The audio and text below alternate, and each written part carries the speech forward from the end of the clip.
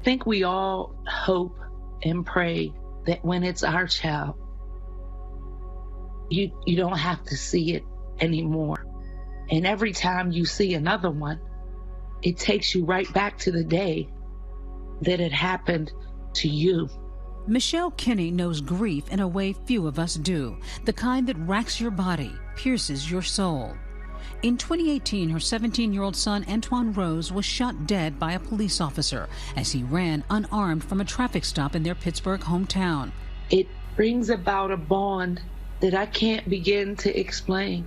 And I think the reason that happens is because no one understands what this pain truly entails.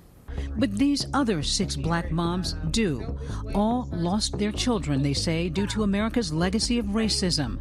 Their bond of anguish rooted in pain, but marked by action. Wanda Cooper Jones and Tamika Palmer are the newest members of this tragic sorority of sorts. Cooper Jones' son, Ahmaud Arbery, killed in Georgia while jogging earlier this year. Palmer's daughter, Breonna Taylor, killed in March, sleeping in her bed after 3 Louisville police officers executed a no-knock warrant looking for a suspect who didn't live there. You sent a message to Tamika, Breonna's mom, on her birthday. Yes, ma'am. What did you say? I just wanted her to know that I knew that day was going to be very difficult because Ahmaud had a birthday on May the 8th. And it was days prior of that video being released. And that was one of the most heartbreaking days that I've ever had. And I wanted her to know that I know her pain and I was there to support her. Ms. Palmer, tell me about that, what that meant to you, because this is so fresh. It was nice, though, to get the message just to know that, you know, somebody feels the way that I feel. You got so much anger inside of you, so much disbelief for what happened to your child. To know that she talked about, you know, having the best day that day, going out to dinner with her boyfriend and going home to watch movies. To know she was in her house, in her own bed, and someone kicked in her door and killed her. To know that she didn't deserve it. Sabrina Fulton's pain hasn't eased, though it's been more than 8 years since her son Trayvon Martin was killed by a neighborhood watchman in Sanford, Florida. His death, among others, sparked what we now know as the Black Lives Matter movement. I felt like I was never going to be happy again. I went from 95% of the time being happy to 95% of the time being sad. When I first started out, the hoodie would make me sad. Now, when I see a hoodie, I smile about it because I've trained and reprogrammed myself to say, that's in memory of my son. After George Floyd's death at the hands of Minneapolis police, she went to his funeral. Once I saw the body, I was like, America did this to him. This is a result of the ugliness in America. I kept asking God, why? Why did this have to happen? Why am I looking at a man in this casket who should have just been arrested instead of killed? Tamir Rice's 12-year-old son, Tamir, was killed in 2014.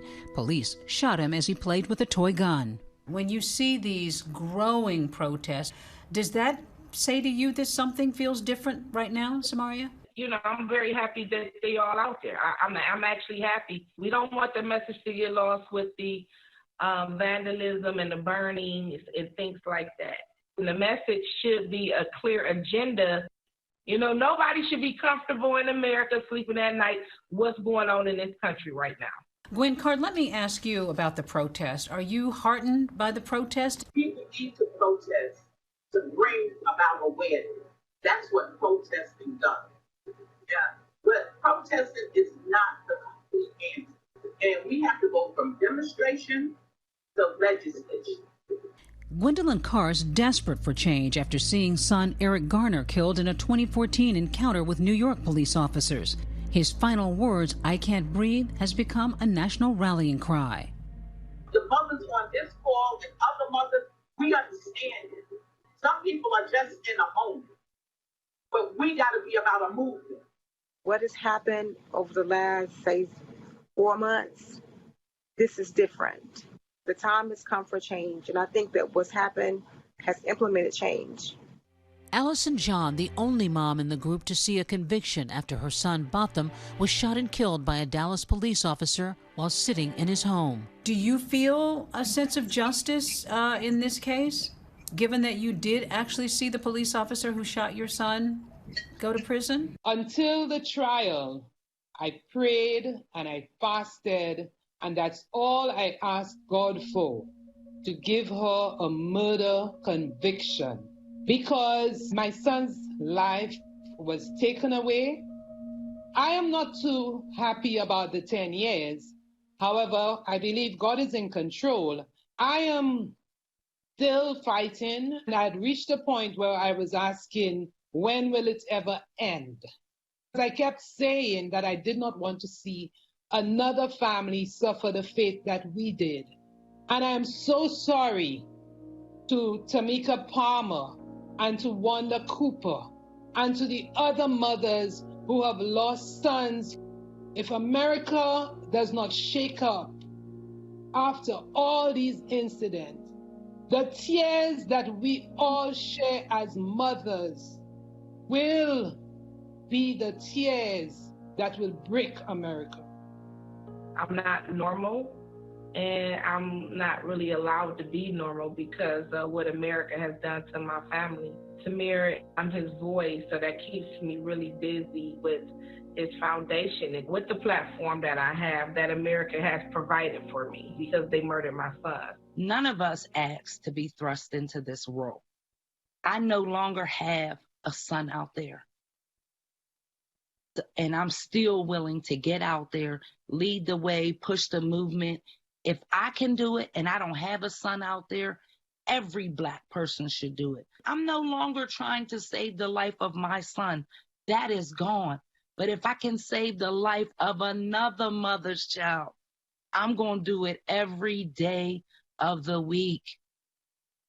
And I mean, I ain't stopping till I'm dead.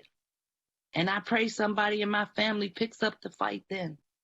I have to say, as a mother of a 17-year-old Black son and a 21-year-old Black daughter, I don't think I've ever felt more vulnerable and more frightened and more exhausted. And all of you ladies, with your pain and your purpose, give me hope. Hi everyone, George Stephanopoulos here. Thanks for checking out the ABC News YouTube channel. If you'd like to get more videos, show highlights, and watch live event coverage, click on the right over here to subscribe to our channel, and don't forget to download the ABC News app for breaking news alerts. Thanks for watching.